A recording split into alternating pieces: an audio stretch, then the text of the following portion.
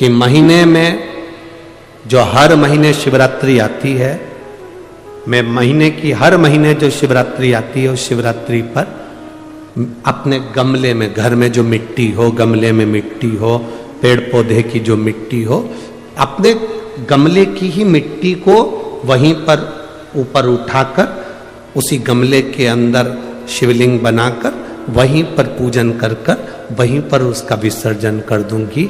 उसका भी जो पुण्य है उतना ही मिलेगा जितना पार्थिव शिवलिंग के पूजन का। कोई नियम बना लो कि 1 महीने में एक बार मुझे पार्थिव बनाना, कोई नियम बना लो मैं 3 महीने में एक बार पार्थिव बनाऊंगी, कोई नियम बनाओ कि मैं 6 महीने में एक बार पार्थिव बनाऊंगी, कोई नियम बना लो कि मैं साल भर में एक बार जो सावन के महीने में शिवरात्रि आती है, जैसा आप लोग सब ऑनलाइन बनाते ही हो, पार्थिव का निर्माण करो। एक संकल्प अपने भीतर, संकल्प का फल बाबा क्या देगा यह आपको बाद में मालूम पड़ेगा। वो क्या देगा आपको वो बाद में मालूम पड़ेगा। जब हम संकल्प ले लेते हैं तो पूर्ण वो करता है और उसका फल भी बहुत देता है। अगर ये संकल्प नहीं ले सकते तो दूसरा संकल्प लो। महीने में एक बार बेलपत्री के वृक्ष के नीचे जाऊंगी और बेलपत्री के वृक्ष के नीचे जल चढ़ाकर आऊंगी, जिससे बेलपत्र के वृक्ष की छांव मेरे मस्तक पर पड़े। कहते हैं एक बेलपत्र के वृक्ष में 33 कोटि देवी देवताओं का निवास होता है। जब एक बेलपत्र के वृक्ष के नीचे हम जाते हैं तो ये समझ लें कि 33 कोटि देवी देवताओं की छत्र छाया में हम पहुंच गए। 33 कोटि देवी देवताओं की छत्र छाया में हम पहुंचे। ये भाव अपने भीतर प्रकट करो। 33 कोटि देवताओं का आशीर्वाद हमको मिल रहा है, उनकी छत्र छाया में हम पहुंचे, उनका आशीर्वाद हमको प्राप्त हो रहा है। एक संकल्प अपने भीतर होना चाहिए। इंदुमती का संकल्प था शिवलिंग का निर्माण करना, पूजन करना, और उस शिवलिंग को जब तक वो विसर्जन नहीं कर देती तब तक वो बोलती नहीं, खाती नहीं, पीती नहीं। और कोई बीच में आकर अगर मान लो किसी सेना ने आक्रमण भी कर लिया तो उसको शस्त्र से लड़ने की जरूरत नहीं पड़ती थी। राजा भीष्मक, विदर्भराज भीष्मक शस्त्र लेकर आगे नहीं बढ़ता था। केवल इंदुमती का जो शिवलिंग का विसर्जन करने जाती थी इंदुमती, उसके नेत्र की ज्वाला इतनी प्रबल होती थी कि सामने जो सेना आती थी वो जलकर राख हो जाती थी, इसलिए कोई आक्रमण नहीं कर पाता था। इंदुमती का इतना इंदुमती के संकल्प का फल था। इतना कोई सहज है? शंकर भगवान की भक्ति करना, शिव नाम लेना, राम नाम लेना, कृष्ण नाम लेना, भगवान की भक्ति को धारण करना, दत्त नाम लेना, कोई साधारण है? आप जिस भाव से भगवान की भक्ति कर रहे हैं वो भगवान की भक्ति भगवान स्वीकार करता है। केवल मृत्यु लोक में बैठकर भगवान का नाम लेना और उस तक पहुंचना। आजकल के नवयुवक लड़के बहुत सारे प्रश्न करते हैं। नवयुवक लड़कों को जान दो, बहुत सारे ऐसे भी आते हैं मीडिया में भी कि ऐसे ऐसे प्रश्न करते हैं कि लगता है अपने को कि क्या प्रश्न करा।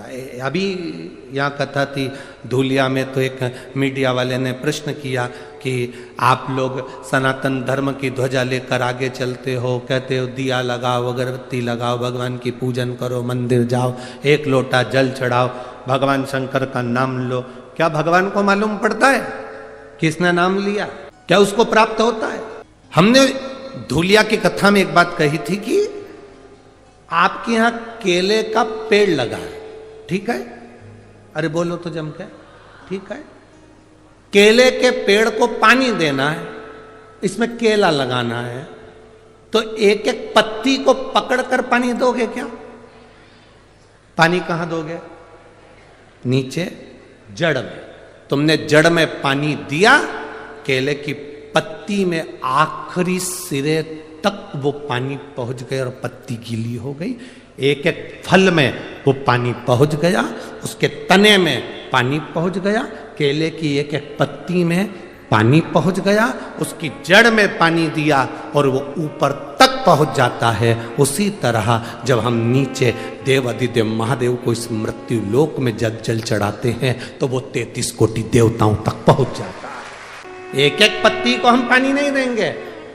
जो कहते हैं राम अलग हैं, कृष्ण अलग हैं, शिव अलग हैं, दत्त अलग हैं, देवी अलग है, देवता अलग हैं, उनमें भेद हो सकता है, पर शिव महापुराण की कथा कभी भेद करना नहीं सिखाती। शिव महापुराण की कथा कहती है शंकर भगवान के शिवलिंग पर जो जल चढ़ाते हो वो जल एक केवल देवादिदेव महादेव को नहीं मिलता, वो जल सारे 33 कोटि देवी देवताओं को प्राप्त होता है। ब्रह्मा विष्णु महेश तीनों उस शिवलिंग के अंतर्गत विराजमान है। माता पार्वती उस शिवलिंग के अंतर्गत विराजमान है। स्वयं गणेश कार्तिकेय वहीं विराजमान है। अशोक सुंदरी वहीं विराजमान है। जया विषहरा शामरीवारी दौतरी देव शंकर भगवान की 5 लड़कियां भी वहीं पर विराजमान हैं। और जहां से जल बहकर उत्तर की ओर जाता है, जितनी दूर तक जल जाता है उसमें 33 कोटि देवी देवताओं का निवास है। हमने जल केवल महादेव को दिया पर पहुंचा सबको। आप में से कितने लोग हैं जो शंकर जी को रोज 1 लोटा जल चढ़ाते हैं? उठाओ जरा, सभी हो, धर लो, वापिस धरो, वापिस धरो। बहुत बढ़िया, जाना चाहिए। तेरे मंदिर में आना मेरा काम है और मेरी बिगड़ी बनाना तेरा काम। ये उसके ऊपर निर्भर करता है। हमारा फर्ज है हम उसके दरवाजे तक जाएं। हमारा फर्ज है कि हम उसकी चौखट तक। एक विश्वास आपके भीतर हो, क्या देगा महादेव ये उसके ऊपर निर्भर है। अरे मेरी अमरावती की जीजियों और मेरे अमरावती के जी जाओ, एक बात अपने भीतर उतार कर रखना मेरी बेटी और मेरे बेटाओं, यहां आए हो खाली तो नहीं जाओगे, ये मेरा विश्वास कहता है। खाली नहीं जा सकते।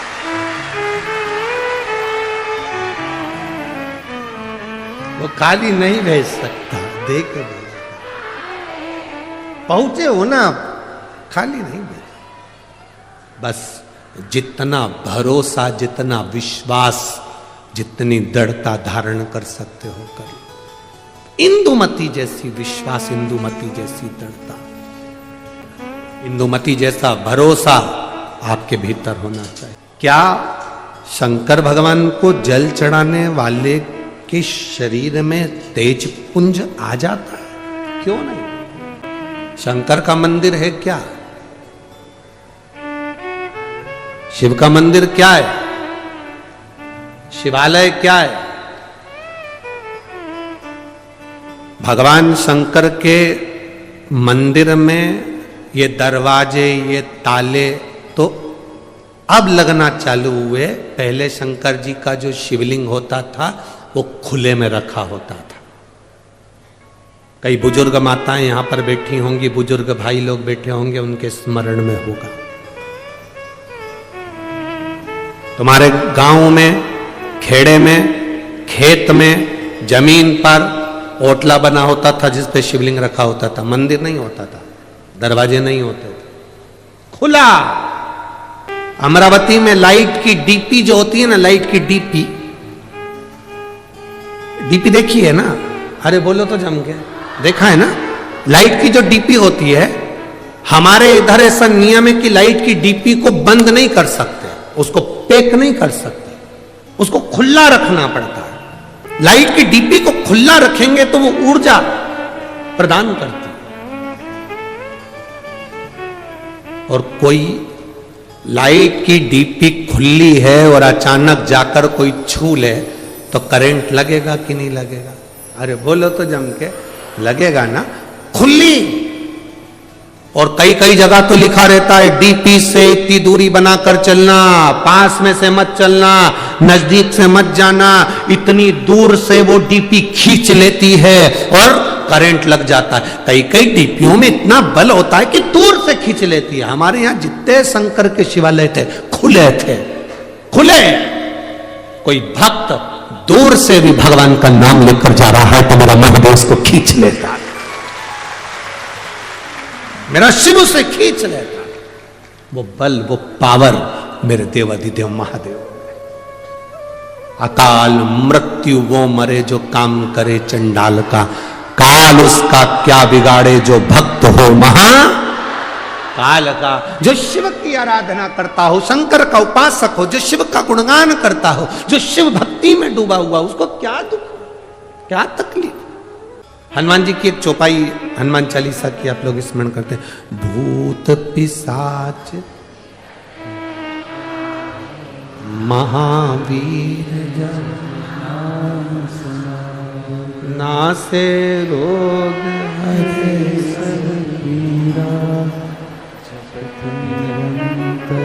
हनुमत वीरा, संकट ते हनुमान छुड़ावे, मन क्रम वचन ध्यान जोरा। आपने सुना होगा भूत पिशाच निकट नहीं आवे, फिर किधर जावे? भूत पिशाच निकट। तुम कहते हो कि भूत पिशाच हमारे पास नहीं आए, बोलो री जी जियो। इंद्र कहता है भूत पिशाच मेरे पास नहीं आना चाहिए, भगवान विष्णु कहते हैं भूत पिशाच मेरे पास नहीं आना चाहिए, ब्रह्मा जी कहते हैं भूत पिशाच मेरे पास नहीं आना चाहिए, 33 कोटि देवता कहते हैं भूत पिशाच मेरे पास नहीं आना चाहिए। केवल एक महादेव, भूत पिशाच निकट में। शिव जी ये कैसे हैं? वो कहते हैं जिसको कहीं परमिशन नहीं उसको मेरा इन्विटेशन है, उसको मेरा इन्विटेशन है। केवल एक महादेव ऐसे हैं, मेरे पास आओ। राक्षस असुर गंधर्व देवता पितर जितने जितने हैं शंकर की आराधना में, प्रेत भी लगे, भूत भी लगे, पिशाच भी लगे। कारण शिव महापुराण में वर्णन मिलता है, विद्धेश्वर संहिता में स्पष्ट कहा गया, जो शंकर जी को एक लोटा जल समर्पित करता है, उस जल का मात्र स्पर्श कर कर नेत्रों को भी छुआ लेता है, उसकी 71 पीढ़ी में कभी कोई भूत और प्रेत नहीं बनता, उतर जाता। उसकी 71 पीढ़ी में भूत प्रेत। लोग कहते गुरुजी हमने आज तक कथाओं में 7 पीढ़ी सुनत थी, तुम 71 पीढ़ी कैसे कह देते हो? हमने कहा हम नहीं करे, तुम्हें अगर यहाँ नहीं पढ़ना है तो उज्जैन जाओ, उज्जैन के ऋण मुक्तेश्वर मंदिर